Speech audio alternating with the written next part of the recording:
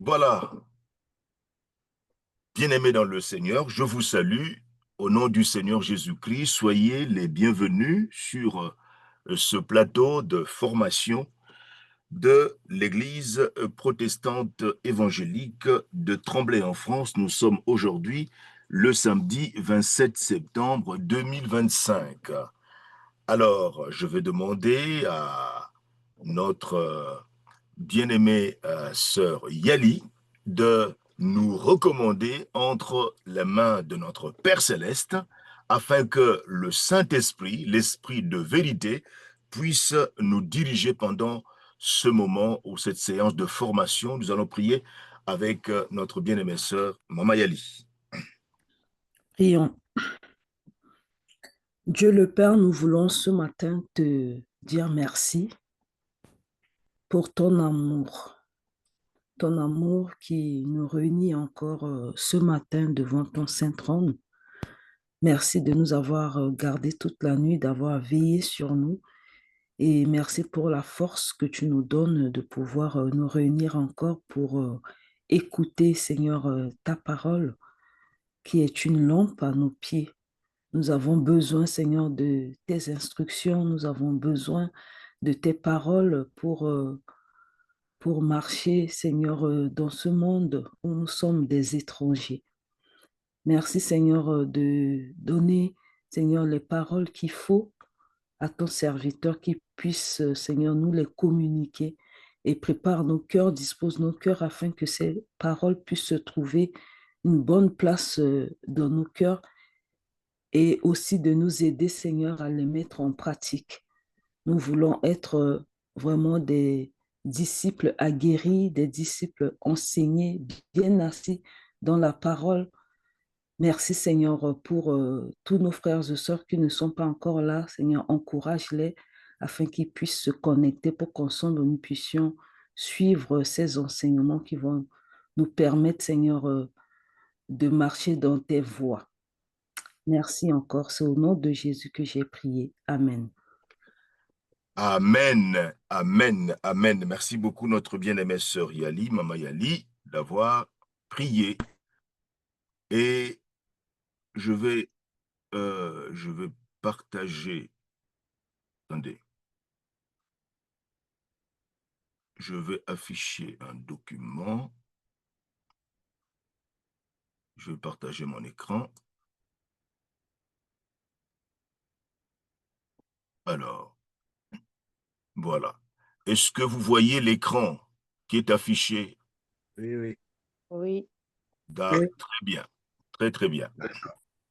Je Voilà. peux juste un petit détail là. Oui,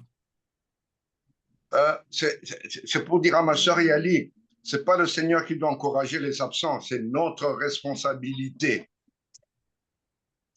d'appeler les uns les autres, de leur rappeler l'importance de la parole. ah, Ma bon, sœur gloire Yali à a Dieu, compris. gloire au Seigneur. Voilà, gloire au Seigneur. Donc voilà. Et nous allons donc démarrer notre cours de théologie systématique ce matin. Et euh, donc voilà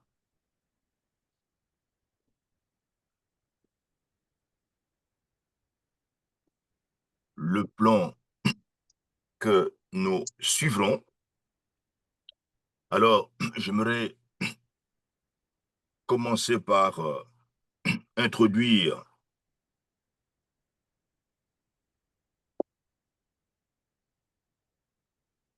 notre sujet, n'est-ce pas, de ce matin, en disant que si nous voulons acquérir une bonne connaissance des... Attendez. Ah oui, c'est ça. Oui, j'ai lancé l'enregistrement. Oui, c'est ça. Je disais que si nous voulons acquérir une bonne connaissance des grandes vérités de la parole de Dieu et savoir les appliquer, eh bien, nous devons combiner deux approches complémentaires, la méthode chronologique et la méthode théologique. La méthode chronologique consiste en quoi? Nous savons que pratiquement n'importe quel institut biblique, séminaire théologique ou université chrétienne dispense des cours sur l'histoire de l'Ancien et du Nouveau Testament. L'approche habituelle consiste à examiner chacun des 66 livres, à dégager la pensée centrale, le verset clé, la vérité importante, le personnage dominant de chaque livre biblique. Mais cette méthode présente un inconvénient, lequel? Elle rend difficile l'adaptation des différentes clés aux serrures des livres correspondants. Les 66 livres de la Bible ont été classés à l'intérieur de 12 divisions logiques et historiques. Alors, la méthode chronologique pour étudier ces 66 livres de la Bible consiste à souligner les données historiques fondamentales des 12 principales périodes chronologiques de l'histoire biblique, de la Genèse à l'Apocalypse, et les leçons spirituelles qui s'en dégagent. Alors, chaque période correspond à une étape particulière de la révélation progressive de Dieu à l'homme. Il s'agit bien de division historique et non pas de succession de dispensation. Voilà. Veuillez fermer votre micro, là, nos bien-aimés gémieux. Ah, il y a du bruit là-bas chez notre sœur Christelle. Veuillez fermer votre micro. Voilà. Alors, voici un survol rapide. Survol rapide de ces 12 divisions logiques et historiques. Alors, nous avons la première clé, la première période de la création, et la première serrure, c'est Genèse 1 à 11. Ici, nous voyons décliner, voyez, la progression de différents livres de la Bible, depuis la Genèse jusqu'à l'Apocalypse. Voyez? Donc, Genèse 1 à 11. Qu'est-ce qui est étudié, n'est-ce pas, dans cette section de la première période de la création? C'est la création, la chute, le déluge, la tour de Babel. La deuxième clé, la deuxième période, deuxième serrure, quels sont les livres bibliques qui sont concernés? Genèse 12 jusqu'au chapitre, du chapitre 12 au chapitre 50, ainsi que le livre de Job. Voyez? Donc, la période patriarcale commence à partir de Genèse chapitre 12 jusqu'au chapitre 50, y compris le livre de Job. Job fait partie des patriarches, a vécu à l'époque de patriarches. Et là-dedans, il est question des vies d'Abraham, d'Isaac, de Jacob, de Joseph et de Job. Il est question des origines du peuple hébreu et de la descente des Israélites en Égypte. Troisième clé, troisième période de l'Exode. La troisième serrure, c'est l'Exode, les livres concernés par cette période de l'Exode, c'est l'Exode, Lévitique, Nombre et Deutéronome. Cette période de l'Exode traite 1. De la sortie d'Égypte, 2. De la promulgation de la loi, 3. De la construction du tabernacle et 4. Des murmures à Kadesh. Quatrième clé, c'est la période de la conquête. C'est la quatrième serrure. Le livre biblique qui traite de cette période, c'est Josué. De quoi parle ou traite cette période? 1. De l'invasion du pays de Canaan. 2. De la soumission du pays de Canaan. 3. Du partage du pays de Canaan. Cinquième clé, période des juges. C'est la cinquième serrure. La cinquième serrure est concernée par les livres des juges, Ruth et 1 Samuel, du chapitre 1er au chapitre 7. Cette période des juges traite 1. Du mandat des 12 chefs et réformateurs militaires. 2. Du mariage d'une fille moabite. 3. Donc c'est Ruth. 3. De la vocation et du ministère de Samuel. Sixième clé, période du royaume uni. Le royaume d'Israël est uni. La sixième serrure, quels sont les livres bibliques qui traitent de cette période du royaume uni? Ils sont là, devant nous. 1 Samuel, du chapitre 8 jusqu'au chapitre 31. 2 Samuel, 1 roi, du 1er au 11e chapitre. 1 chronique, 2 chroniques, du 1er au 9e chapitre. Les psaumes, tout le livre des psaumes, le cantique des cantiques, les proverbes, l'ecclésiaste. Et toute cette période, voyez, Dieu va se révéler d'une manière particulière pendant cette période. De quoi traite cette période du Royaume-Uni? 1. Des règnes de Saül, de David et de Salomon. 2.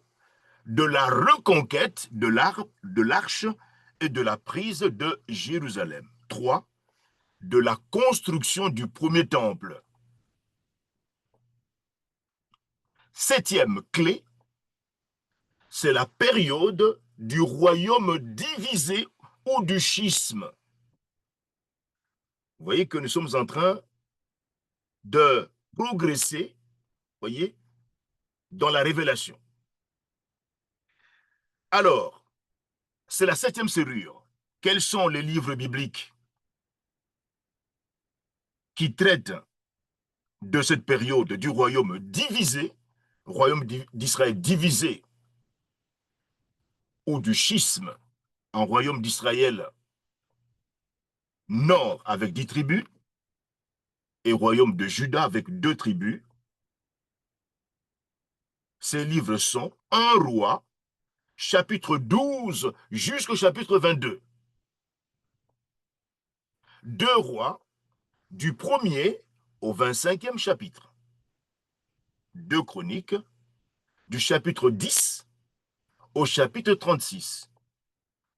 Jonas, Amos, Osée, Abdias, Naoum, Ésaïe, Michée, Habacuc, Sophonie, Jérémie, Lamentation.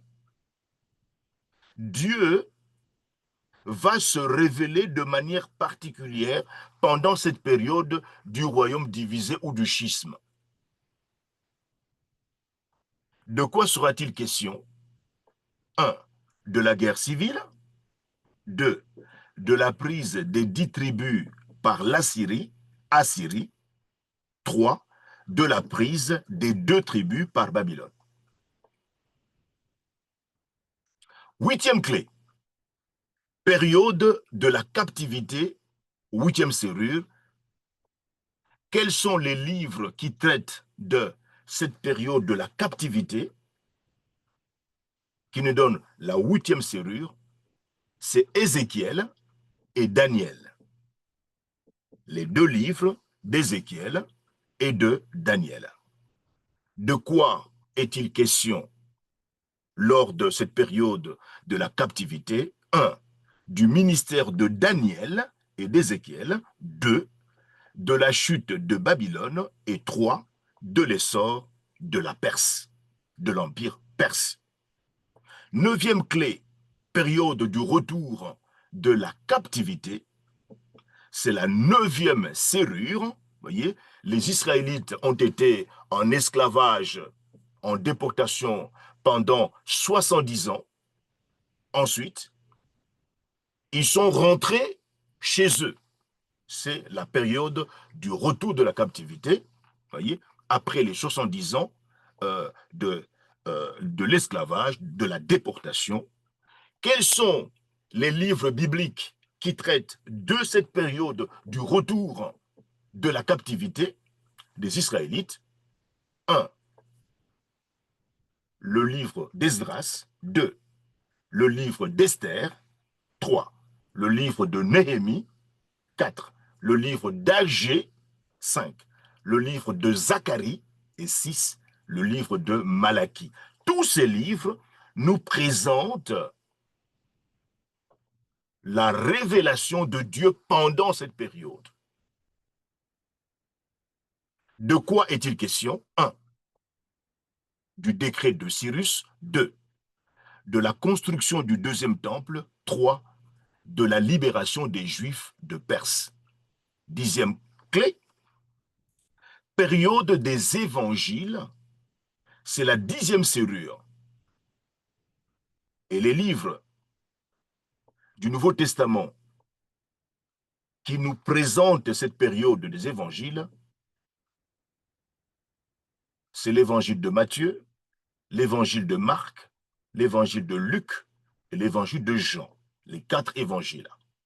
Il est question de la naissance, de la vie, de la mort, de la résurrection et de l'ascension de Christ. 11e clé, période de l'Église primitive. 11e serrure, et c'est le livre des Actes des Apôtres qui nous présente cette période de l'Église primitive. Dieu va se révéler de manière spéciale pendant cette période. Il sera question de la naissance de l'Église à la Pentecôte, Actes chapitre 2, des ministères de Pierre, d'Étienne et de Philippe, Actes chapitre 1 à 12, et des ministères de Paul, de Barnabas et de Silas, Actes chapitre 13 jusqu'au verset 28. 12e clé, et c'est la dernière, c'est la période des épîtres. C'est la 12e serrure. Ce sont les autres livres du Nouveau Testament qui sont concernés par cette période des épîtres. On trouve là-dedans les lettres de Paul, de Pierre, de Jean, de Jacques et de Jude. Et enfin, l'Apocalypse. Telles sont les grandes divisions historiques du livre des temps. 9 appartiennent à l'Ancien Testament et 3 appartiennent au Nouveau Testament. Voyez-vous? Après cette méthode chronologique qui nous permet de pouvoir étudier ces 60 livres de la Bible, il y a une autre méthode qui est la méthode théologique. La méthode théologique. Il s'agit de l'étude analytique des doctrines chrétiennes fondamentales à travers notre cours de théologie systématique. Alors, notre cours de théologie systématique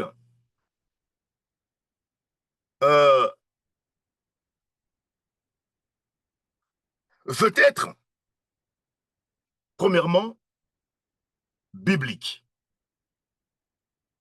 Biblique dans son contenu, en respectant la progression de la révélation du Dieu trinitaire à l'homme dans la Bible.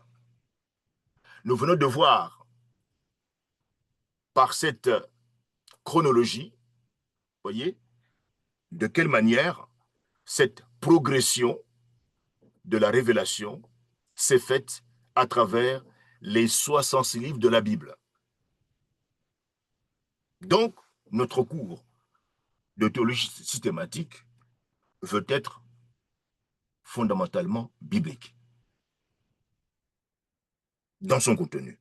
Deuxièmement, ce cours de théologie systématique veut être exégétique dans sa méthodologie. Pourquoi? Parce que le sens de l'écriture est tiré des textes de la Bible. Hein? L'exégèse, c'est quoi? C'est une explication ou une interprétation critique d'un texte. Ce cours de théologie systématique explique et interprète l'écriture. C'est ce que cela signifie. Troisièmement,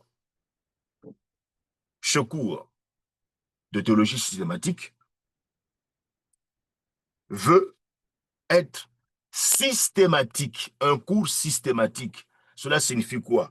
Systématique dans sa présentation. Il veut insister sur une synthèse ordonnée de tout ce que l'Écriture enseigne dans chaque domaine de la doctrine chrétienne fondamentale. Alors, vous savez que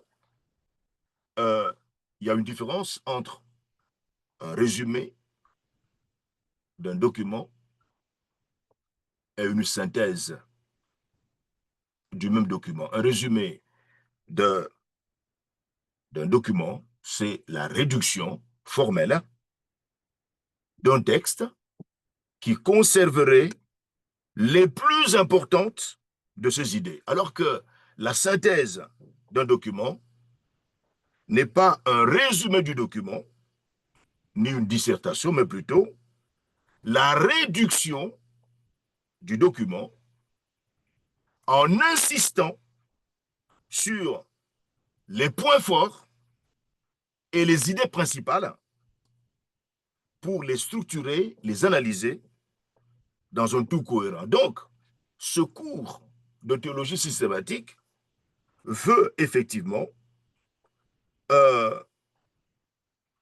synthétiser tout ce que l'Écriture enseigne dans chaque domaine de la doctrine chrétienne fondamentale, voyez-vous, et c'est quelque chose, n'est-ce pas, de très intéressant et de très nourrissant.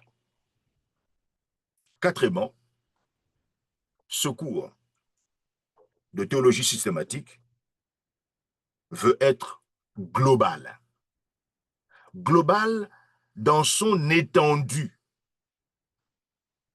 en couvrant de manière égale les principaux éléments de la théologie systématique. Nous les verrons. Cinquièmement, ce cours de théologie systématique veut être pastoral dans son application. Il ne s'agit pas simplement d'une théorie que nous voulons dispenser, mais non. Ce cours a en vue la prédication textuelle et une vie sainte. C'est-à-dire quoi? Ce cours fournira de la matière aux prédicateurs de notre Église pour faire des prédications textuelles, c'est-à-dire basées sur des textes bibliques. Et ce cours permettra aux bien-aimés frères et sœurs en Christ de notre Église qui le suivent de mener une vie sainte. L'objectif est pratique. Nous conduire à mener une vie pure, une vie sainte, une vie qui fuit le péché. Et sixièmement, ce cours de théologie systématique se veut être pratique dans son accessibilité, sa portabilité, son utilisation. Ce cours veut être accessible à tous, utilisable par tous. Alors, pour expliquer la révélation progressive du Dieu trinitaire à l'homme dans la Bible et les doctrines chrétiennes fondamentales dans la Bible, 5 principes d'interprétation nous ont guidés. Quels sont les 5 principes d'interprétation qui nous ont guidés pour expliquer la révélation progressive du Dieu trinitaire à l'homme dans la Bible, pour expliquer les doctrines chrétiennes fondamentales dans la Bible? Le premier principe d'interprétation, c'est le principe de la littéralité. Principe de la littéralité. L'écriture doit être comprise dans son sens littéral, habituel et naturel. Vous savez, chers amis, que la Bible contient des figures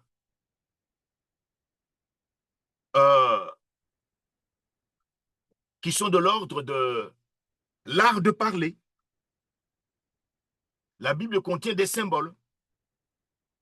Mais tout cela était destiné à transmettre une vérité littérale. En règle générale, elle parle en termes littéraux. Et nous devons la laisser parler pour elle-même. Par exemple, Jésus a réellement marché sur les eaux. Vous voyez? Il a réellement marché sur les eaux. Marcher sur les eaux, hein, ce n'est pas quelque chose de spirituel. Non, c'est réel, c'est vrai. Jésus a marché sur les eaux. Vous voyez? Un autre exemple, Jésus a réellement transformé l'eau en vin.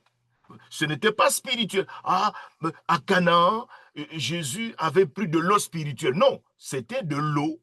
C'est l'eau, de la vraie eau, qu'il a transformée en vin. Vous voyez? Donc, le principe de la littéralité. Premier principe. Deuxième principe,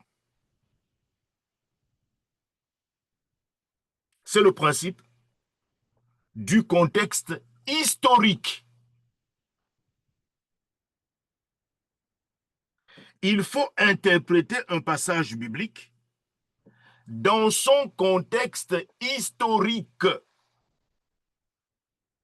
Nous devons nous demander ce que le texte signifiait pour ses premiers destinataires. Dans quel but? Afin de développer une bonne compréhension des intentions originelles, des intentions d'origine de l'écriture. Quand l'auteur a écrit ce texte, voyez, à ses destinataires, quelle était son intention d'origine? C'est très important pour mieux interpréter le texte en question. Troisième principe d'interprétation qui nous ont guidés, c'est le principe de la compréhension grammaticale. C'est important. Nous devons saisir la structure grammaticale de base de chaque phrase dans la langue originale. Par exemple, à qui renvoient les pronoms.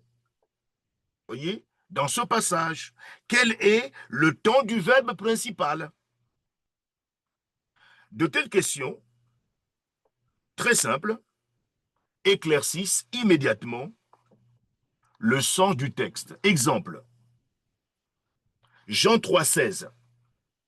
Dieu a tant aimé le monde qu'il a donné son Fils unique. Question. À qui renvoie le pronom il? Il a donné. Qui a donné? Qui a donné? C'est Dieu. Dieu. C'est Dieu qui a donné. Voyez? Mais quel Dieu? Mais c'est Dieu le Père. Voyez? C'est Dieu le Père. Il a donné son Fils. Voyez? Donc, ce questionnement nous permet de clarifier le texte. Quatrième principe, après le principe de la compréhension grammaticale, quatrième principe qui nous a guidés, c'est le principe de synthèse. Ce principe de synthèse, c'est l'analogie, n'est-ce pas, de l'écriture, signifie simplement que la Bible est son propre interprète. Elle ne peut pas se contredire. C'est un principe. La Bible est son propre interprète, elle ne peut pas se contredire. Si notre interprétation d'un passage biblique contredit une vérité enseignée dans un autre passage de l'Écriture, c'est que notre interprétation de l'Écriture n'est pas correcte.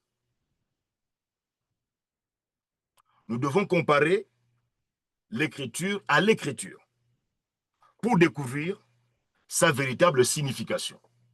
Donc, il n'y a pas de contradiction dans la Bible. Cinquième principe qui nous a guidés, c'est le principe de la clarté. Le principe de clarté. L'intention du Dieu trinitaire était que l'Écriture soit comprise. Cependant, toutes les parties de la Bible n'ont pas la même clarté. C'est pourquoi nous devons nous servir des parties de la Bible plus claires pour interpréter les parties de la Bible qui sont moins claires. Le principe de clarté. Notre Église protestante évangélique de Tremblay en France fait partie du courant des évangéliques classiques que beaucoup considèrent comme des fondamentalistes. Ce terme de fondamentaliste est trompeur. Historiquement, et il a une connotation péjorative d'extrémiste. Le terme qui nous décrirait le mieux est celui de bibliciste. Pourquoi bibliciste? Parce que nos convictions reposent sur une confiance inébranlable dans les 66 livres de la Bible divine. Cette Bible divine qui est inhérente, c'est-à-dire sans erreur, et infaillible, qui n'a pas de faute, et interprétée correctement. Notre cours de théologie systématique se caractérise par 8 traits distincts notables. Quels sont ces 8 traits? Premier trait,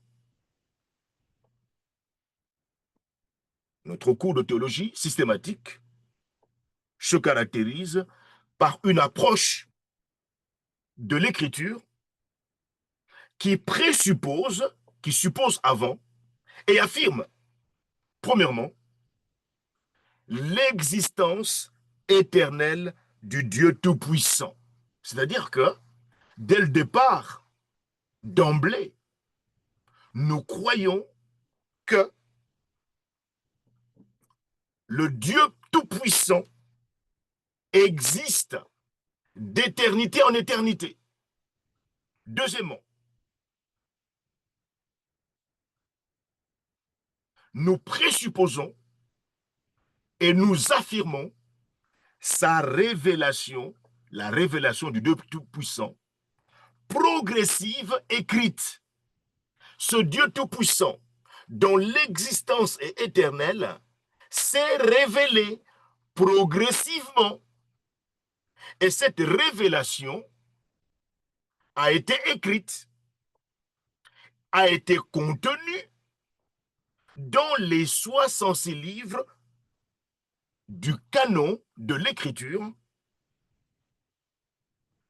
qui est inhérente, sans erreur, infaillible, sans faute, ou dans les autographes, c'est-à-dire dans les manuscrits originels, les manuscrits du début, sont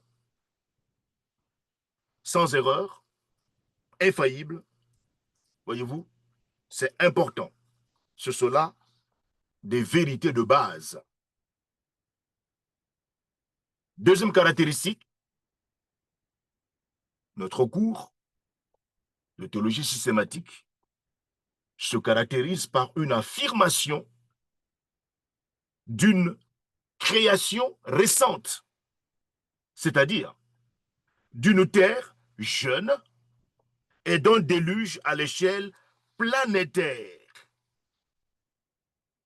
Nous croyons que le déluge avait englouti le monde entier et que de cette catastrophe n'avaient survécu que Noé et sa famille. Nous le croyons. Troisièmement, troisième caractéristique, notre cours de théologie systématique se caractérise aussi par une insistance sur les alliances établies bibliquement et non pas reconstruites théologiquement. Seules les alliances qui ont été établies bibliquement sont acceptées, et non pas celles qui ont été reconstruites théologiquement, par une réflexion simplement. Quatrième caractéristique de notre cours de théologie systématique, il se caractérise par une sotériologie, c'est-à-dire une doctrine du salut qui reflète la souveraineté du Dieu trinitaire dans la rédemption des pécheurs. C'est-à-dire que nous croyons que le Dieu trinitaire a été souverain dans la rédemption des pécheurs, en sauvant les pécheurs. Le Dieu trinitaire est intervenu dans le salut des pécheurs, de manière souveraine. Cinquième caractéristique de notre cours de théologie systématique, c'est que ce cours se caractérise par une croyance, voyez, que, eh bien, les dons des signes miraculeux, les signes miraculeux qui ont été démontrés de manière spectaculaire. Il y a des choses que Dieu a faites dans l'histoire, mais qui n'a plus répété. Voyez, par exemple, les 10 plaies de l'Égypte. Est-ce que les 10 plaies de l'Égypte ont été reproduites quelque part? Jamais. Dieu, le Dieu Tout-Puissant, a opéré ce miracle de manière exceptionnelle, unique, et il ne l'a jamais répété ailleurs. Il y a plusieurs choses que Dieu a faites qu'il n'a plus jamais répétées ailleurs. Voyez? Et donc, nous croyons qu'il y a des choses que Dieu a faites qu'il n'a plus répétées ailleurs. Par exemple, ce qui s'est passé en Actes chapitre 2. Ce miracle de Actes chapitre 2, eh bien, Dieu, le Dieu trinitaire, ne l'a jamais répété dans l'histoire. C'était unique à ce moment-là. Sixièmement, il se caractérise, ce cours de théologie systématique, par une compréhension bibliquement fondée de l'Église néo-testamentaire, c'est-à-dire de l'Église du Nouveau Testament. Néo-testamentaire signifie du Nouveau Testament. L'Église est comprise telle que le Nouveau Testament l'enseigne. Septième caractéristique de ce cours de théologie systématique, eh bien, il se caractérise par une conception de la complémentarité des rôles de l'homme et de la femme dans le foyer et dans l'Église. Les rôles de l'homme et de la femme dans le foyer et dans l'Église sont complémentaires. Huitième et dernière caractéristique de notre cours de théologie systématique, c'est que ce cours se caractérise par une compréhension pré-millénariste, futuriste. Nous expliquerons toutes ces expressions de l'eschatologie, voyez, conformément au plan souverain du Dieu trinitaire, pour le monde entier, y compris Israël. C'est-à-dire que nous croyons que, eh bien, Jésus-Christ, dans l'avenir, viendra d'abord pour enlever son Église. Après avoir enlevé son Église, eh bien, démarrera sur terre une période de 7 ans, 7 ans de souffrance, appelée la tribulation. Cette période sera divisée en 2 sous-périodes, la petite tribulation et la grande tribulation. Et pendant la tribulation, l'Église qui sera au ciel avec l'époux, Jésus-Christ, eh bien, organisera ou participera aux noces de l'agneau. L'Église passera par le tribunal de Christ. Et lors de ce jugement, devant le tribunal de Christ les œuvres que les croyants en Jésus-Christ auront accomplies de leur vivant sur terre passeront par le feu. Et les œuvres qui ne seront pas consumées recevront des récompenses. Donc, Jésus-Christ distribuera des récompenses aux croyants en Jésus-Christ pendant cette période-là, au ciel. Tribulation sur terre. Au terme de la tribulation de 7 ans, Jésus-Christ descendra avec l'Église, posera ses pieds sur le mont des Oliviers et démarrera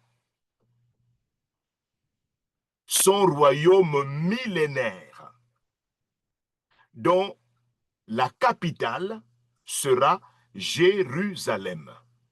Voilà. C'est cette compréhension pré-millénariste, futuriste de l'eschatologie, voyez, que nous présenterons dans notre cours de théologie systématique. En outre,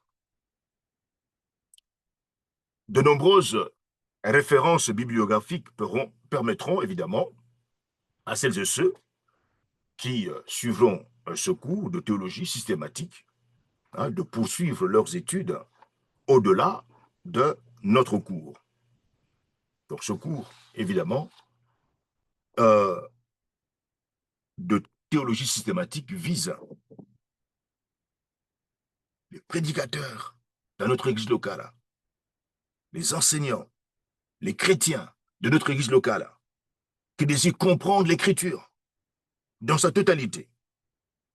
Vous savez que toute théologie doit commencer par un contenu biblique disposé de façon systématique, organisée, ordonnée, chronologique, qui incite ensuite le chrétien ou le croyant en Christ à mener une vie sainte en obéissant à la parole de Dieu pour la gloire de Dieu. Vous voyez, si nous lisons 1 Corinthiens 10, 31, je veux lire 1 Corinthiens 10, 31, il dit ceci. 1 Corinthiens 10, 31. Parce que, soit que vous mangiez, soit que vous buviez, soit que vous fassiez quelque autre chose, vous devez tout faire pour la gloire de Dieu. Tout faire pour la gloire de Dieu. Et Colossiens 4, 17 dit ceci.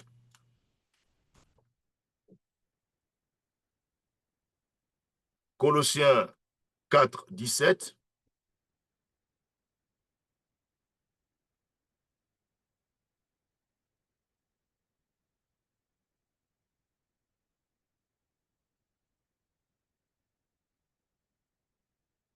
Veille, un mot à Archippe, veille sur le ministère que tu as reçu de la part du Seigneur. Accomplis-le avec fidélité et de tout ton cœur. Et 1 Pierre 4, 11 dit ceci, 1 Pierre 4, 11. 1 Pierre 4, 11. Avez-vous reçu le don de parler, annoncer le message de Dieu selon sa parole et transmettez aux autres ce qui vient de Dieu? Exercez-vous un ministère diaconal, donc de diacre ou de diaconesse. Accomplissez votre tâche avec la force que Dieu vous donne. Dans tous les cas, agissez de manière à ce que la gloire revienne à Dieu, Dieu le Père, par Jésus-Christ. Car à lui sont dues la gloire et la puissance au siècle des siècles, qu'il en soit ainsi, c'est-à-dire Amen. Dans ce but, chers amis, nous dispensons ce cours de théologie systématique avec l'espoir que ce cours de théologie systématique augmentera la connaissance biblique de chaque participant à ce cours, avec l'espoir que cette connaissance biblique lui communiquera une saine compréhension de la doctrine, avec l'espoir que cette saine compréhension de la doctrine approfondira sa sagesse spirituelle, avec l'espoir que cette sagesse spirituelle produira en lui une obéissance comme celle de Christ,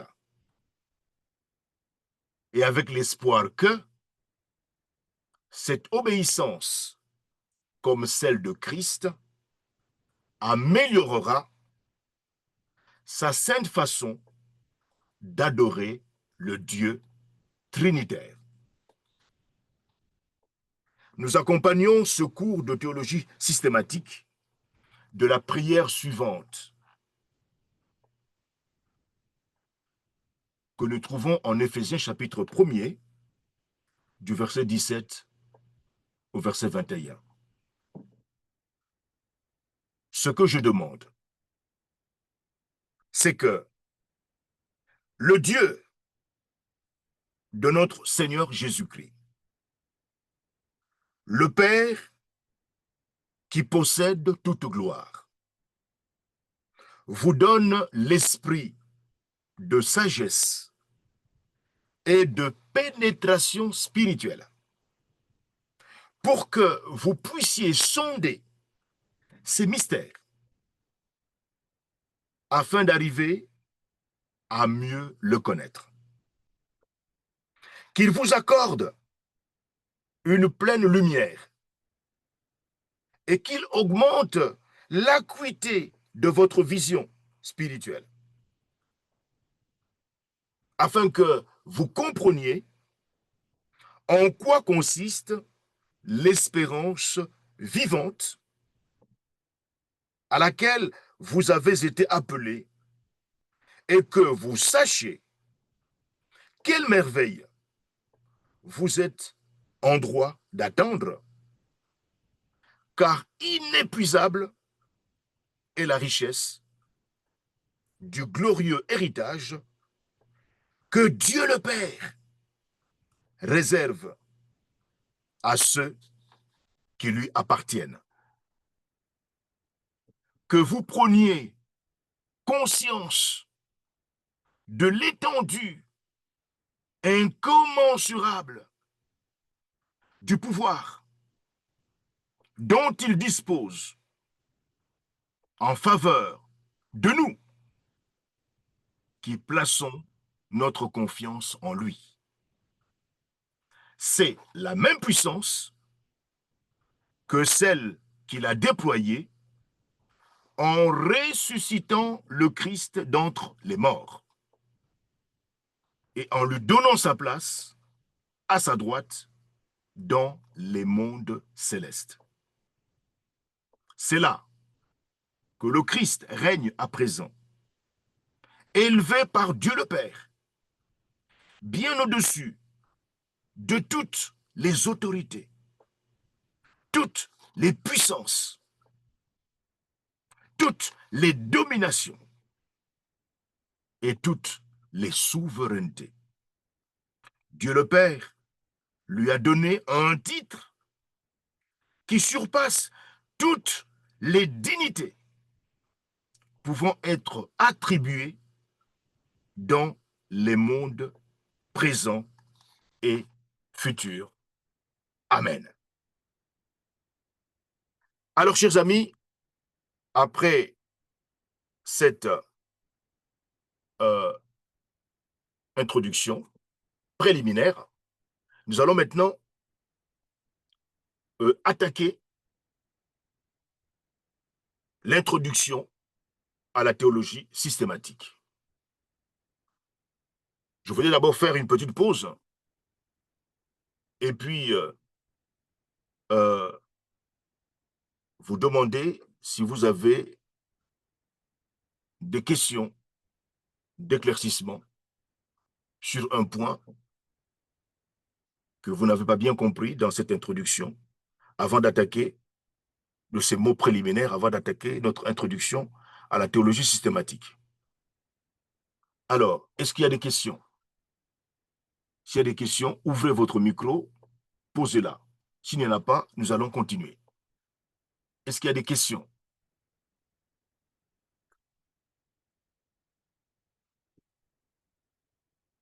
Non. Oui, oui, il y a une question. Oui, oui, allez-y. Oui, c'est à propos de la prière, c'est systématique?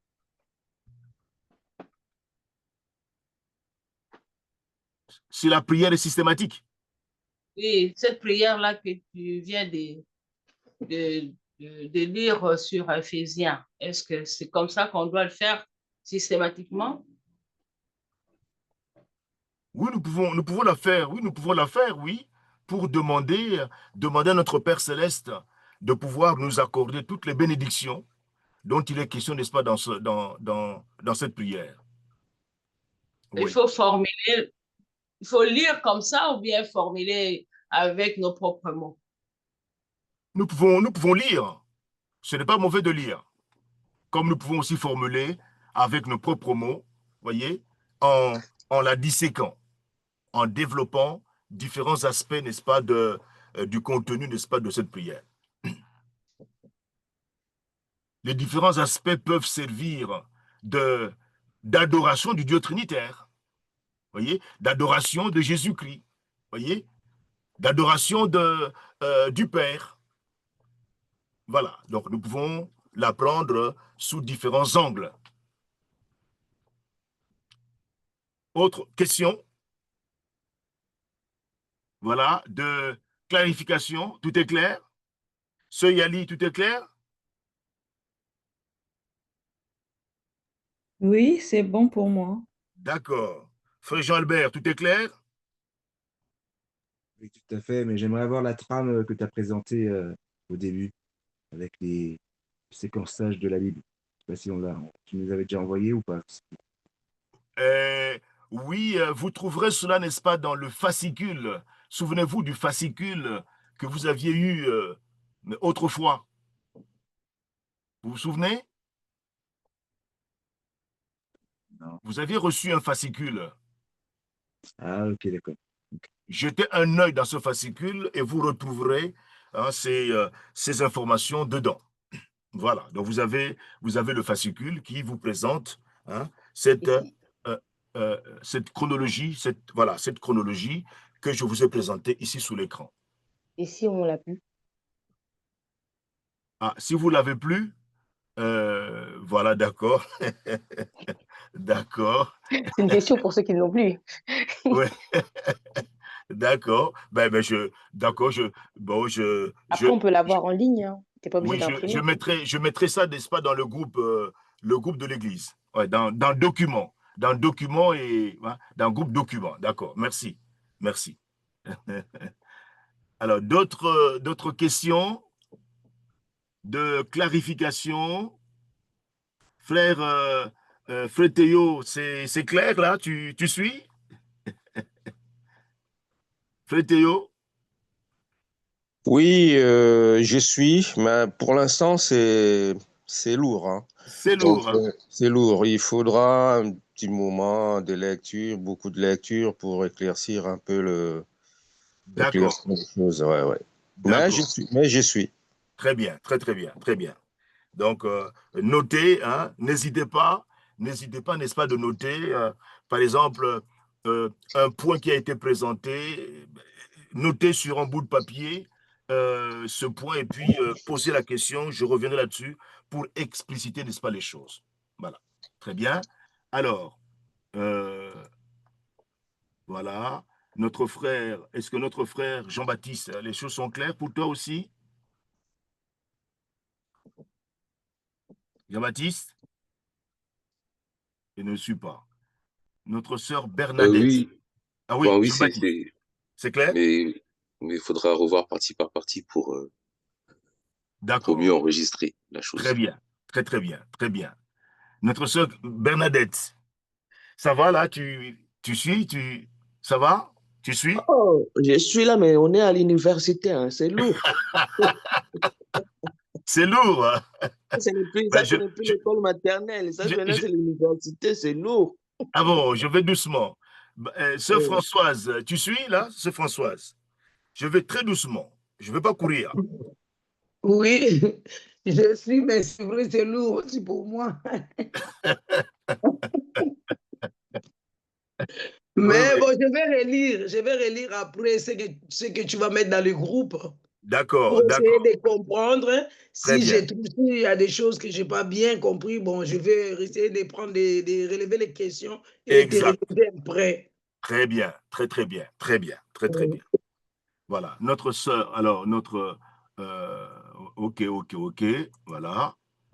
Très bien. Très, très bien. Alors maintenant, alors, je vais aller très doucement. Ne vous inquiétez pas. Voilà. Je vais doucement. Alors, d'abord, Il y a un commençons par... doigt. Oui, un doigt. Ah oui, notre frère, notre ancien, Samuel Ngongo. Oui, c'était juste pour compléter la réponse que tu as donnée à nos bien-aimés concernant la compréhension. Euh, de la même manière que la révélation de Dieu s'est faite d'une manière progressive, ce n'est pas en une seule leçon que tout va être compris. Mhm, Autrement dit, mhm, n'ayez pas peur. mhm, La compréhension viendra au fur et à mesure.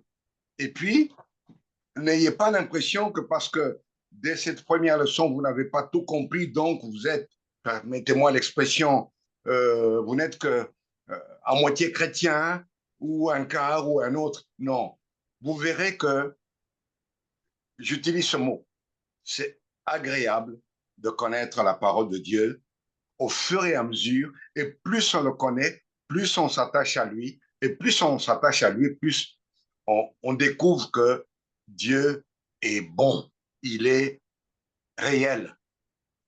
Amen. Amen. Amen. Dieu est bon. Dieu est réel. Amen. Amen. Gloire au Seigneur.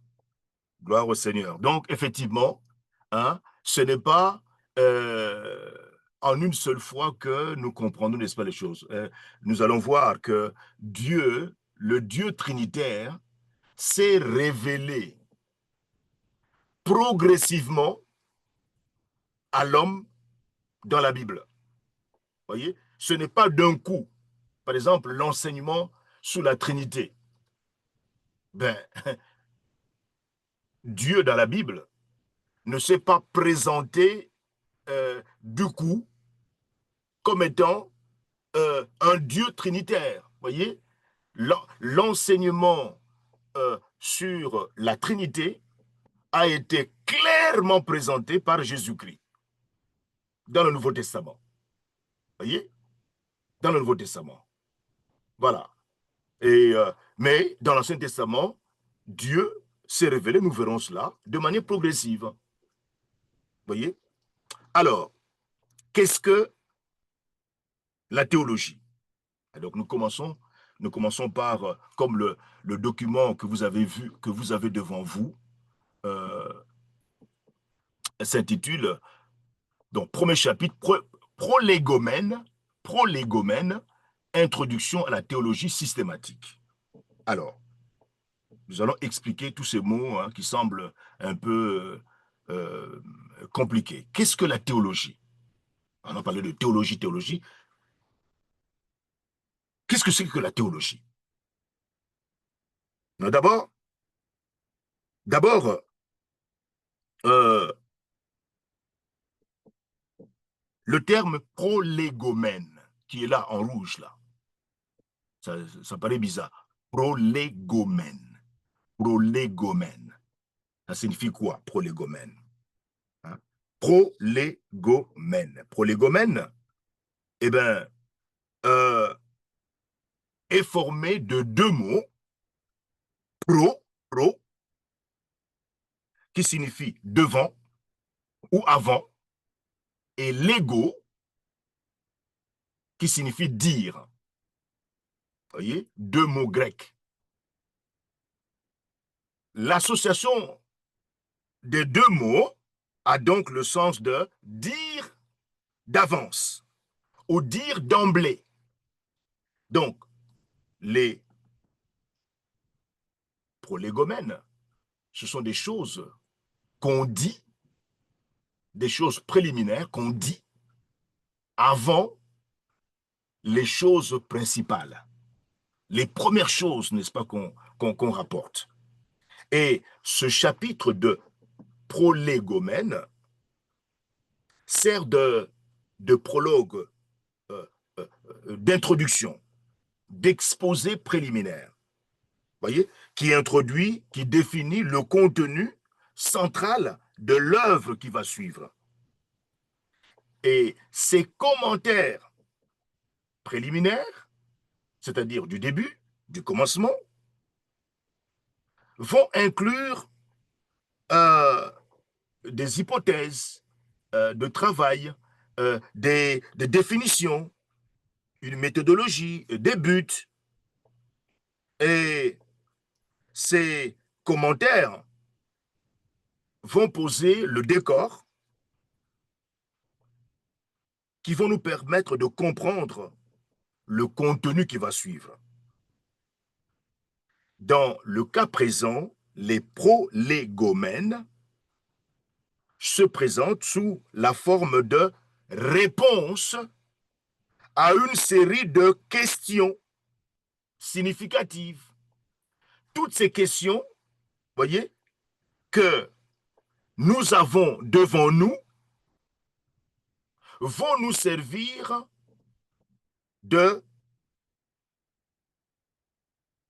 d'introduction, d'éléments préliminaires. Voyez, ces questions vont préparer le cours qui va suivre de théologie systématique. Voyez, quelles sont ces questions? Toutes ces questions qui sont ici. Voyez, qu'est-ce que la théologie? Pourquoi étudier la théologie? Quels sont les divers grands types de théologie? Qu'est-ce que la théologie systématique? Quelles sont les catégories de la théologie systématique? Quel est le lien entre la théologie exégétique, qui explique les choses, la théologie biblique, la théologie systématique, le lien? Quels sont les avantages et les limites de la théologie systématique? Avantages, limites. Quel est le lien entre la théologie systématique et la doctrine? Quel est le thème qui domine et qui unit l'écriture? Quels sont les principaux thèmes de l'écriture? Voyez, la révélation du caractère de Dieu. Voyez, c'est le Dieu, ce Dieu qui se révèle. Voyez, quel est son caractère? La révélation du jugement divin sur le péché et la désobéissance, la révélation de la bénédiction divine en réponse à la foi et à l'obéissance, la révélation du Sauveur et Seigneur et son sacrifice pour le péché, la révélation du royaume et de la gloire du Sauveur et Seigneur. Quel est l'incident de la théologie systématique sur la vision, l'incidence, voyez, sur la vision du monde d'un individu? C'est-à-dire, quelle influence la théologie systématique exerce sur la vision du monde d'un individu? Quelle est l'incidence de la théologie systématique sur l'intelligence d'un individu? L'intelligence rachetée, l'intelligence renouvelée, l'intelligence illuminée, l'intelligence, la pensée de Christ, l'intelligence éprouvée, l'intelligence bénéfique, l'intelligence équilibrée. Voyez, quelle est l'incidence de la théologie systématique sur la vie personnelle? l'intimité, la maturité, la sainteté, la sanctification. Quelle est l'incidence de la théologie systématique sur le ministère d'un individu? Donc, toutes ces questions, voyez, constituent des choses préliminaires de base qui vont introduire notre cours principal, qui est la théologie systématique. Vous voyez? Donc, ce sont des éléments préliminaires, les éléments de base, vous voyez, qui vont servir de fondation pour mieux comprendre notre cours de théologie systématique. Alors, est-ce qu'à ce niveau, vous avez bien compris, voyez, le sens de cette introduction à la théologie systématique? Est-ce que là, les choses sont claires, là? Notre sœur Françoise Toto, est-ce que c'est clair? Tu as bien compris la place de cette introduction à la théologie systématique? Est-ce que tu as bien compris, sœur Françoise? Oui, oui, un peu. Tu as compris? Tu as compris? Oui, je l'ai compris un peu, oui. D'accord, d'accord, d'accord, d'accord. Voilà, ce sont donc les prolégomènes, ce sont les premières choses, vous voyez, les premières choses, n'est-ce pas, que l'on présente pour préparer la matière principale, la matière de base. La matière de base, bien évidemment, eh ben, c'est ce cours de théologie systématique. Hein. Voilà. Alors maintenant, quelles sont ces questions? Quelles sont ces questions? Pardon, j'ai une question. Oui, ma sœur Bernadette, bien-aimée sœur Bernadette. Pourquoi tu dis systématique? Tu dis pas seulement la théologie, tu rajoutes pourquoi systématique? Ah, c'est très bien. Pourquoi systématique? Systématique signifie simplement ordonné. Voyez? Systématique signifie quelque chose d'organisé, quelque chose de structuré. Tu vois? Hein? Et nous avons dit que en parlant de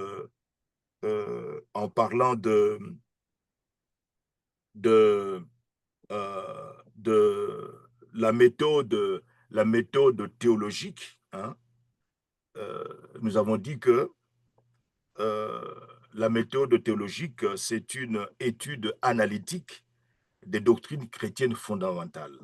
Nous voulons, à travers ce cours de théologie, nous voulons analyser les différents enseignements qui se trouvent dans la Bible. Voyez? Et ce cours de théologie systématique veut être systématique. Pourquoi? Pourquoi systématique? Ce cours est systématique dans sa présentation. Et se présente comment? Eh bien, dans sa présentation, ce cours insiste sur une synthèse ordonnée de quoi? De tout ce que l'Écriture enseigne dans chaque domaine de la doctrine chrétienne fondamentale. Donc, ce cours va prendre tout ce que l'Écriture, c'est-à-dire les 66 livres de la Bible, enseignent, par exemple, sur le diable. Et présenter cela, présenter tout l'enseignement, toutes les idées qui se trouvent dans les 66 livres de la Bible et les présenter de manière structurée, organisée. Voyez? Par exemple, qu'est-ce que la Bible dit du péché? Eh bien, toute la pensée de la Bible, tout ce que les 66 livres de la Bible disent sur le péché, sera présenté de manière systématique, organisée. Voyez? C'est ça l'idée. Voyez? Méthode, pasteur, c'est méthode, c'est ça? Pardon? C'est la méthode? Oui, c'est ça. C'est ça. Donc, systématique signifie simplement structuré, organisé. C'est-à-dire que... C'est pour mieux comprendre ça. Oui, c'est-à-dire que ce que la Bible dit d'un sujet, de la Genèse à l'Apocalypse, est présenté de manière structurée, organisée. C'est ça la pensée. Est-ce que c'est clair? Oui? Oui. Je peux juste... Frère, Oui. oui, allez-y. Oui, je voulais juste te compléter, mon frère, en disant simplement que, juste un exemple, nos sœurs ou nos frères qui font la cuisine, quand vous faites la cuisine, vous prenez par exemple, vous voulez cuire la viande. Vous ne commencez pas par prendre la viande avec la peau et tout, vous mettez tout dedans et puis vous commencez à enlever la peau, ou vous mettez dans la casserole de l'eau, le sel, l'huile, et puis plus tard, vous mettez tout le reste. Vous voyez, sans vous rendre compte, vous suivez un ordre. Cet ordre est utile, exactement comme ici. L'étude systématique de tout ceci va nous aider à la compréhension de la suite. C'est pourquoi c'est nécessaire. C'est ça, c'est ça. Donc, systématique, hein, voilà, donc veut dire que nous allons prendre l'enseignement, ce que la Bible enseigne sur un sujet donné, voyez, de la Genèse à l'Apocalypse, voyez, et le présenter de manière ordonnée. Ordonnée, voyez, voilà. Sœur Bernadette, c'est clair, hein? Oui, oui, c'est clair, merci. Voilà. Et c'est vraiment intéressant, d'ailleurs, nous verrons, hein, nous verrons comment les choses vont se présenter. Par exemple, qu'est-ce que la Bible dit, par exemple, sur Dieu? Qui est Dieu? De la Genèse à l'Apocalypse. Voyez? C'est quoi la prière? De la Genèse à l'Apocalypse. Voyez? Et cette doctrine, voyez, qui sera présentée là, de manière systématique, hein, eh bien, présente justement la méthodologie qui sera utilisée. Voilà. Donc, est-ce que jusque-là, c'est clair? Est-ce que quelqu'un a une autre question de clarification, hein? Donc, si vous avez une question de clarification, n'hésitez pas de la poser. Sinon, nous allons progresser. C'est clair? Est-ce qu'une seule vie, pasteur, suffira? Une seule quoi? Une seule vie. Parce que vu qu'on est parti, je me disais, comme c'est assez intense, je me disais, est-ce qu'on aura assez d'une seule vie pour bien comprendre tout ça? Une seule vie? Ah ben bien sûr. Ben, notre vie terrestre, hein, nous permettra de saisir quelques informations, mais pas toutes les informations, parce que l'apôtre Paul dit que malheureusement, il n'avait pas tout compris, hein. Voilà, donc nous comprendrons l'essentiel, hein, l'essentiel qui est mis à notre disposition, et puis nous découvrirons les merveilles que le Dieu trinitaire a mises à notre disposition. Voilà, ça c'est notre tâche, notre rôle. C'est d'ailleurs le but, n'est-ce pas, de l'enseignement. Bon, mais il y a des choses que nous ne comprendrons pas. Hein? Voyez? Voilà, lorsque nous étudierons ces doctrines, il y a des choses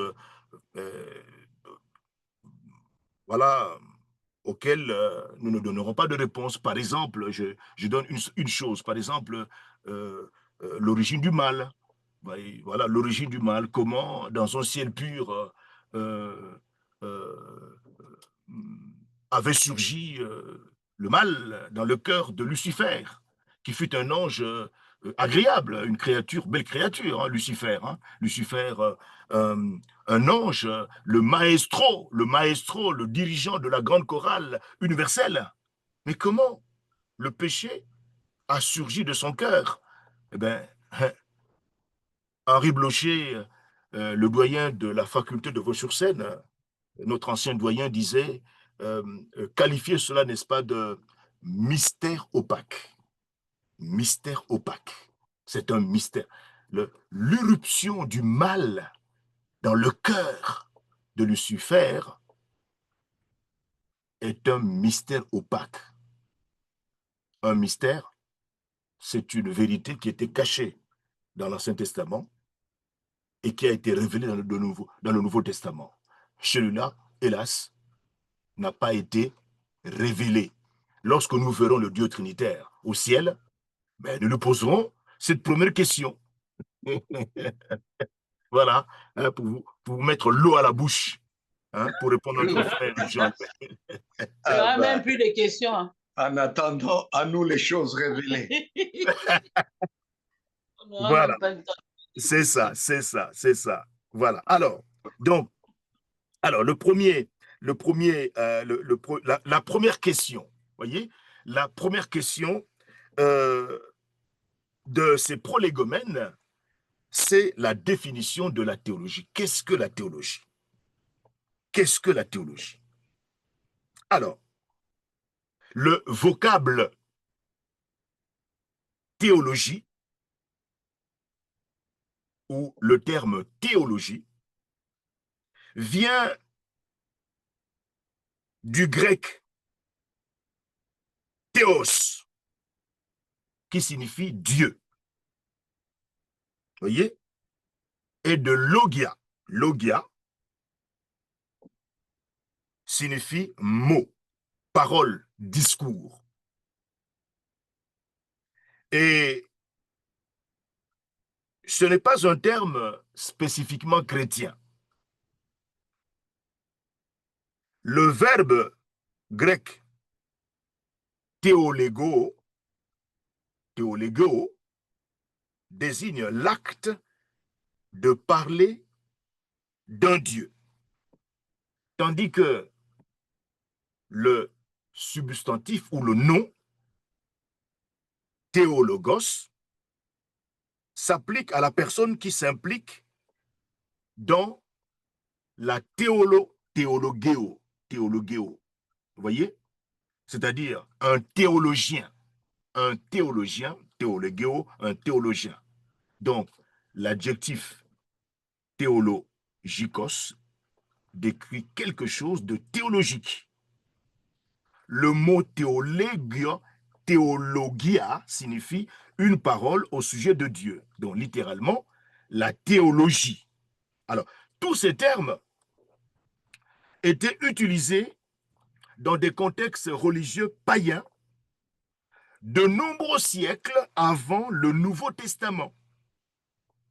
Aucun de ces 4 mots ne se trouve dans le Nouveau Testament ou dans la Septante. La Septante, c'est la traduction de la Bible en hébreu, en grec. La Septante. La Septante, c'est la traduction de la Bible hébraïque en grec. Au IIIe siècle avant Jésus-Christ, des savants s'étaient réunis à Alexandrie, en Égypte, pour traduire la Bible hébraïque, la Bible en hébreu. La Bible en hébreu a 39 livres. C'est cette Bible qui avait été traduite, voyez, en grec, qu'on appelle la Septante. La première mention chrétienne de l'un de ces termes date du début du IIe siècle de notre ère et fait référence à l'apôtre Jean comme théologos, théologien. L'apôtre Jean était appelé théologien. La théologie chrétienne est l'étude de la révélation divine dans la Bible. La personne de Dieu en occupe perpétuellement le centre. La parole de Dieu en est sa source. Et elle cherche à produire, évidemment, la piété. Et toutes choses viennent de Dieu. Dieu est l'origine de toutes choses. Toutes choses existent par Dieu. Dieu est le soutien de toutes choses. Vers Dieu, tout retourne. Dieu est le but. Tel est le cercle de l'éternité. De Dieu, par Dieu, et tout retourne à Dieu. La théologie est l'effort soutenu pour comprendre le caractère, la volonté et les actes du Dieu trinitaire, tel que le Dieu trinitaire les a dévoilés, les a interprétés pour son peuple dans l'Écriture. Et pour que nous puissions le connaître le Dieu trinitaire, apprendre à régler nos pensées sur les pensées du Dieu trinitaire, mener notre vie dans ce monde selon ces termes, les termes du Dieu trinitaire, et par la réflexion et l'action, faire pénétrer sa vérité à notre époque et dans notre culture. L'apôtre Jean, mes amis, est mort vers l'an 98 de notre ère. Son livre de l'Apocalypse a complété et a clôturé le canon de l'Écriture. Quand on parle de canon, c'est la liste des livres reconnus officiellement comme étant inspirés dans l'Ancien Testament, 39, et dans le Nouveau Testament, 27. Les 39 et les 27, total, 66 livres de la Bible constituent le canon, c'est-à-dire la liste de livres bibliques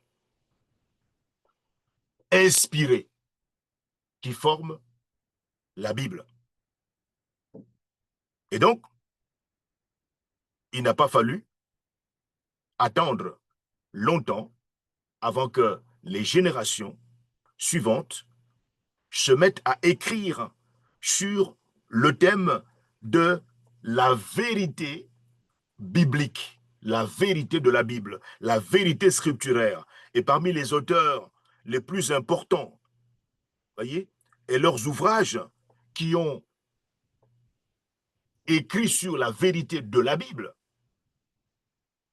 eh bien, il y a un auteur inconnu, voyez, d'un ouvrage qui s'appelle la Didaché. Cet ouvrage a été écrit vers 110 après Jésus-Christ. Nous sommes ici, voyez, au 2e siècle, voyez, après Jésus-Christ. 110. Il y a un autre livre qui a été écrit par Irénée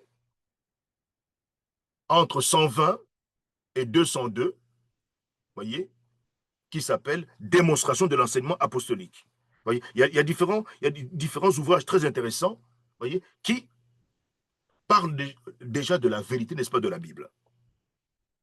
Alors, il y aura, je vous donnerai un peu plus tard, à la fin de ce chapitre, les grandes théologies de 19e, 20e et 21e siècle. Voilà, donc nous avons défini ce que c'est que la théologie. La théologie, vous voyez, c'est une, en bref, c'est une réflexion sur Dieu. Voyez, c'est une réflexion sur Dieu. Réfléchir sur Dieu. Alors, nous tous, tout enfant de Dieu, tout croyant en Jésus-Christ est un théologien. Vous voyez, tout enfant de Dieu, tout croyant en Jésus-Christ est un théologien. Tout enfant de Dieu réfléchit sur Dieu. Mène une réflexion sur Dieu. Nous sommes tous des théologiens. Voilà. Alors, Maintenant, maintenant, sur la définition de la théologie, est-ce que les choses sont claires? Maman Yali, Sœur Yali, qu'est-ce que c'est que la théologie? Sœur Yali. Ben, tu viens juste de le dire, c'est une réflexion sur Dieu, hein. Et Voilà, on est tous des théologiens. c'est ça, voilà. Ce n'est pas compliqué. Voyez, ah, ben, la théologie, mais c'est pas compliqué. Voilà, la théologie, c'est une réflexion sur Dieu. Voilà, point barre. Et tous, nous réfléchissons sur Dieu. Voyez, voilà. Nous sommes tous des théologiens. Voyez. Alors, maintenant, pourquoi étudier la théologie? Alors, je vais vous donner 7 raisons pour lesquelles nous devons étudier la théologie. Réfléchir sur Dieu. John Dick, un pasteur et théologien écossais, a apporté 7 réponses de fond à cette question. Alors, qu'est-ce qu'il dit? Nous devons étudier la théologie, premièrement, pour établir le caractère de Dieu dans sa relation avec nous. Dieu Elohim, le Dieu pluriel, le Dieu trinitaire. Pour établir le caractère du Dieu trinitaire dans sa relation avec nous, nous devons étudier la théologie. Deuxième raison pour laquelle nous devons étudier la théologie, c'est pour contempler la manifestation de ces attributs, des attributs du Dieu trinitaire dans ses œuvres et ses dispensations. Nous devons étudier la théologie pour cette raison. Contempler la manifestation des attributs du Dieu trinitaire dans ses œuvres et ses dispensations. Troisième raison pour laquelle nous devons étudier la théologie, c'est pour découvrir les desseins, les intentions, les projets du Dieu trinitaire pour l'homme dans son état originel et dans son état actuel. Et c'est la théologie qui nous permet justement de mener cette réflexion, découvrir quels sont les projets, voyez, du Dieu trinitaire pour l'homme, dans son état originel, quand le Dieu trinitaire avait créé l'homme et la femme dans le jardin d'Éden, quels étaient ses projets? Et dans son état actuel de pécheur perdu et condamné, de cadavre spirituel, quels sont les projets du Dieu trinitaire pour l'homme? Voilà pourquoi nous devons, pour découvrir ces desseins, ces projets, nous devons étudier la théologie. Quatrième raison pour laquelle nous devons étudier la théologie, c'est pour connaître cet être puissant, connaître cet être puissant, connaître le Dieu trinitaire, qui est cet être puissant, autant qu'il peut être connu, ce qui est le but le plus noble de l'intelligence humaine. Connaître le Dieu trinitaire, le connaître. Et la théologie nous permet justement d'atteindre ce but. Voilà pourquoi nous devons étudier la théologie. Cinquième raison pour laquelle nous devons étudier la théologie, c'est pour apprendre nos devoirs envers lui, envers le Dieu trinitaire. Oui, théologie, cette réflexion sur Dieu, nous devons la faire pour apprendre nos devoirs envers le Dieu trinitaire, les moyens de jouir de sa faveur, les espoirs qu'il nous est permis de nourrir et le merveilleux expédient qui restaure notre race déchue dans son état de pureté et de bonheur. C'est la théologie qui nous permet justement d'apprendre nos devoirs, de découvrir qu'est-ce que le Dieu trinitaire veut que nous fassions pour réjouir son cœur. Quels sont les moyens qu'il a mis en place pour que nous puissions jouir de sa faveur. Quels sont les espoirs qui nous est permis de nourrir. Et quel est le merveilleux moyen, expédient, qui restaure notre race déchue des cadavres spirituels dans son état de pureté et de bonheur. Comment? C'est la réflexion sur Dieu qui nous permet justement d'apprendre tous ces devoirs. Sixième raison pour laquelle nous devons étudier la théologie, c'est pour aimer le Dieu trinitaire. Aimer le Dieu trinitaire. Alors, aimer le Dieu trinitaire, c'est l'exercice le plus noble de nos affections. Pour l'aimer, il faut étudier la théologie. Septième raison pour laquelle nous devons étudier la théologie, c'est pour servir le Dieu trinitaire. Servir le Dieu trinitaire, c'est le but le plus honorable et le plus agréable auquel nous puissions consacrer notre temps et nos talents.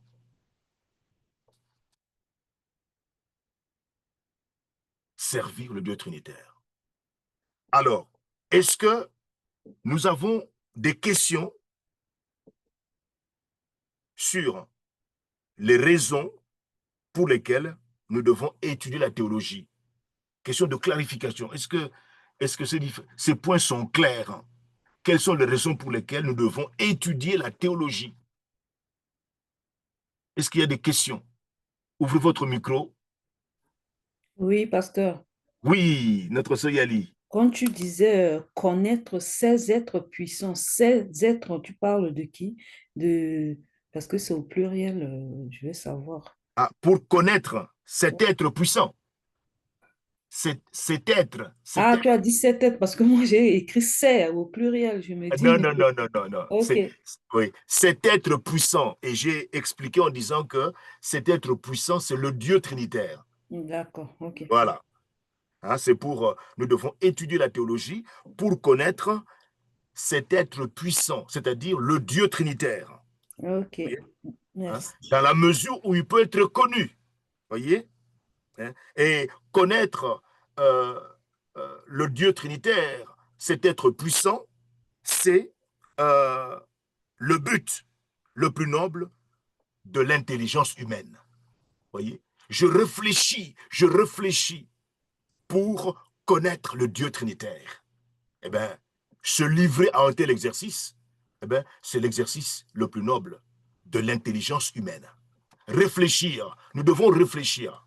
Voyez, et la théologie, justement, nous permet de nous livrer à un tel exercice. Voyez, notre intelligence doit cogiter, doit bouger. Voyez, autre question sur les raisons pour lesquelles nous devons étudier la théologie. Hein? Maintenant, oui. Alors, notre sœur Françoise, tu peux me donner une raison, une des raisons là. Nous avons énuméré 7 raisons. Une des raisons pour lesquelles nous devons étudier la théologie. Contempler la manifestation de ses attributs. Voilà. Effectivement. Découvrir ses desseins, les intentions, les projets de Dieu pour l'homme. C'est ça. Pour contempler la manifestation de ses attributs. Contempler la manifestation des attributs du Dieu trinitaire. Voilà. Hein, de ses œuvres. Voyez, de ces dispensations, la manière dont ce Dieu trinitaire s'est manifesté dans l'histoire. C'est la théologie, voyez, qui nous permet justement de faire cette contemplation. Vous voyez? Alors, notre sœur, notre frère Jean-Baptiste, tu nous suis? Oh. Frère Jean-Baptiste, tu nous suis? Ah, il ne nous suit pas. Alors, notre sœur, alors, frère Théo, cite-nous l'une des raisons pour lesquelles nous devons étudier la théologie. Une des raisons qui, voilà, l'une des raisons. Ouais, pour aimer les dieux trinitaires. Voilà, pour aimer le Dieu trinitaire.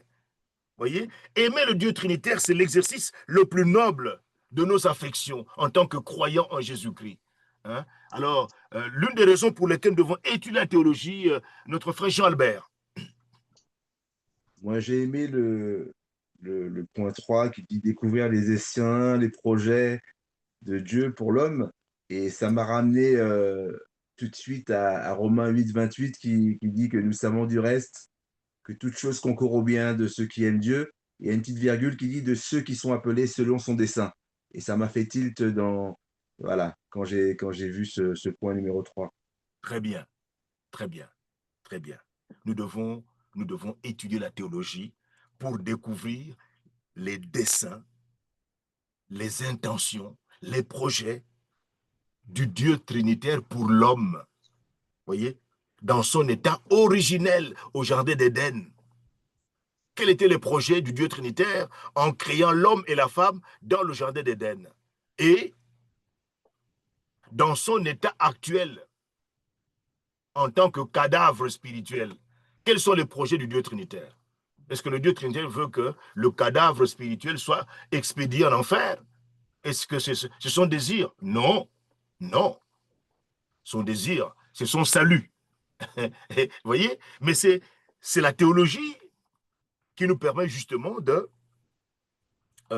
découvrir tout cela. Hein? Alors, notre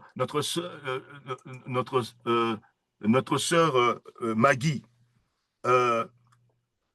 quelle est l'autre raison pour laquelle nous devons étudier la théologie? Qu'est-ce qui t'a marqué encore là, sur les 7 raisons? La première raison, c'est d'établir le caractère de Dieu. C'est ça. C'est pour établir, nous devons étudier la théologie pour établir le caractère de Dieu, du Dieu trinitaire, dans sa relation avec nous. C'est extraordinaire. Extraordinaire. Voilà. Hein? Alors, notre sœur Daniela, quelle est l'autre raison pour laquelle nous devons étudier la théologie? Moi, j'allais dire, c'est une preuve d'amour envers le Seigneur. On l'a déjà dit.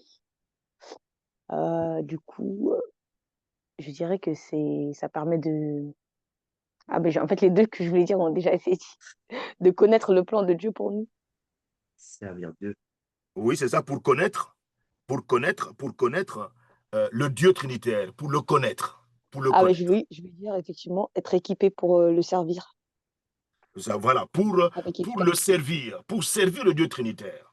Nous devons étudier la théologie pour servir le Dieu trinitaire. Voilà, très bien, très très bien. Donc, et puis, nous verrons, hein, là, prochainement, nous continuerons à répondre aux questions préliminaires, voyez, qui vont préparer notre cours de théologie. Nous répondrons à la question, quels sont les divers grands types de théologie? Voyez, c'est intéressant. Et, nous comprendrons quels sont, nous découvrirons les différents grands types, voyez, hein, les différents grands types, n'est-ce pas, de théologie. Hein, c'est les